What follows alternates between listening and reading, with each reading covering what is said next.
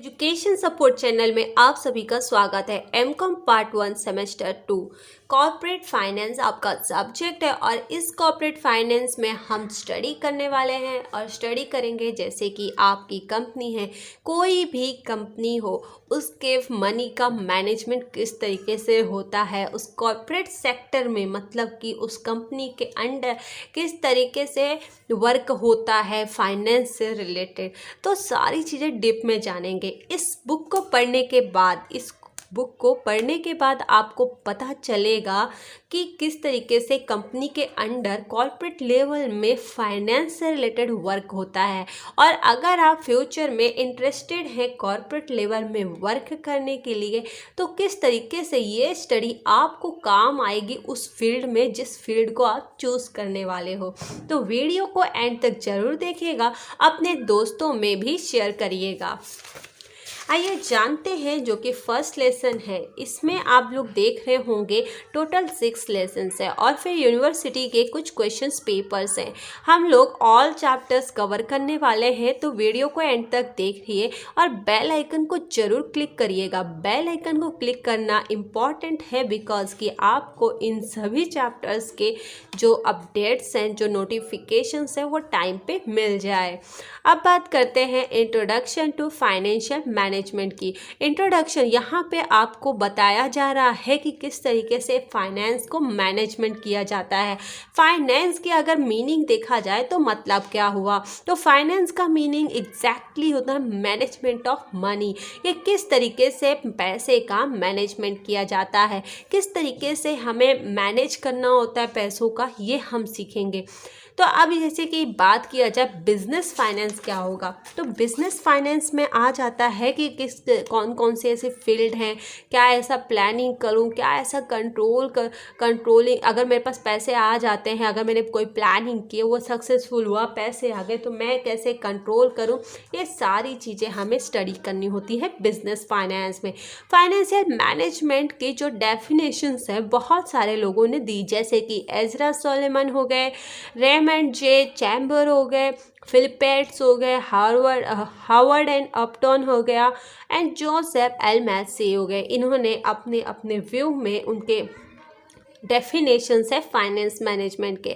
अब थोड़ा डेफिनेशंस की बात करते हैं, तो जैसे कि यहाँ पे जैसे कि रेमंड चैम्बर, इन्होंने क्या कहा कि financial management comprise forecasting, planning, organizing, directing, coordinating. तो इनका कहना है कि पहले हमें फोरकास्ट करनी चाहिए, देन प्लानिंग करनी चाहिए।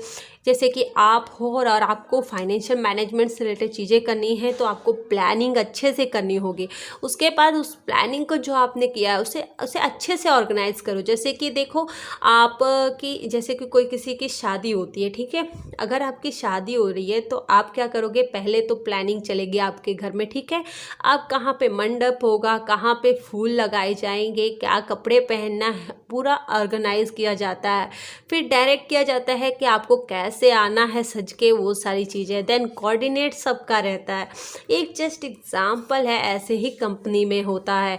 तो ये सारी चीज़ें होती हैं। दूसरी चीज़ की यहाँ पे बोला गया है जो कि हार्वर्ड एंड अपटन है, ये कहते हैं कि financial management is an application of general managerial principle to the area of financial decision making. ये कहते हैं कि एक ऐसा एप्लीकेशंस होता है जहाँ पे आपको डिसीजंस लेने होते हैं, डिसीजंस बनाने होते हैं, एक आपका प्रिंसिपल सिद्धांत हो जाता है। तो चलिए अब हम थोड़ा यहाँ पे जान लेते हैं एवोल्यूशंस के बारे में। एवोल्यूशंस में आता है traditional face, transitional face, modern face. Traditional में क्या रहेगा, तो ट्रेडिशनल में रहेगा अपना पुराना मेथड। पुराने मेथड में जब हमारे पास पैसा आता है तो मैं कैसे उस पैसे को इंक्रीज कर सकती हूँ। तो 50 साल का अगर हम पास्ट में देखें तो हमें पता चलेगा कि ज़्यादातर ट्रेडिशनल मेथड में क्या होता है कि लोग कंपनी को, जैसे एक कंपनी दूसरी कंपनी को ले ली, टेक ओवर करती है, या फिर मैं हूँ और आपकी कंपनी, हम दोनों ने मिल के मर्ज कर लिया और एक नई कंपनी बना ली जिसका नाम है XYZ। तो ये सारी चीज़ें हो गई, इसे मर्जर कहेंगे।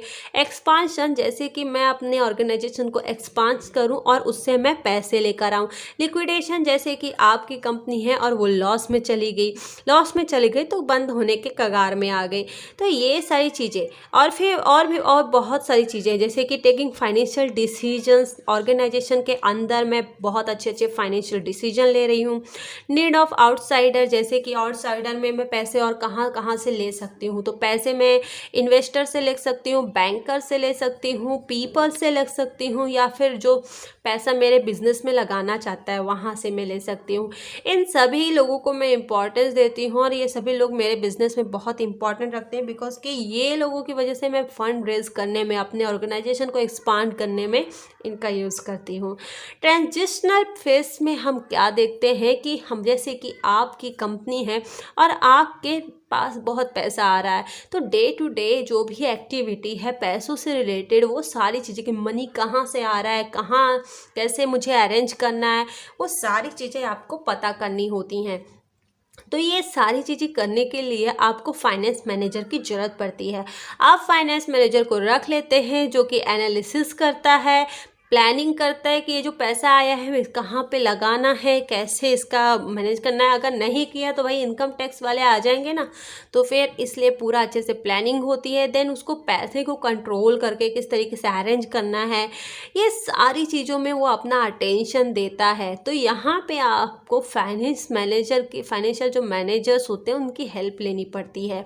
दूसरी जो तीसरी चीज़ है वो है मॉडर्न फेस। मॉडर्न फेस में आजकल हम लोग देखते हैं कि बहुत स्कोप हो गया, फाइनेंशियल मैनेजमेंट का बहुत ही स्कोप हो गया और बहुत ही तेज़ी से बढ़ रहा है।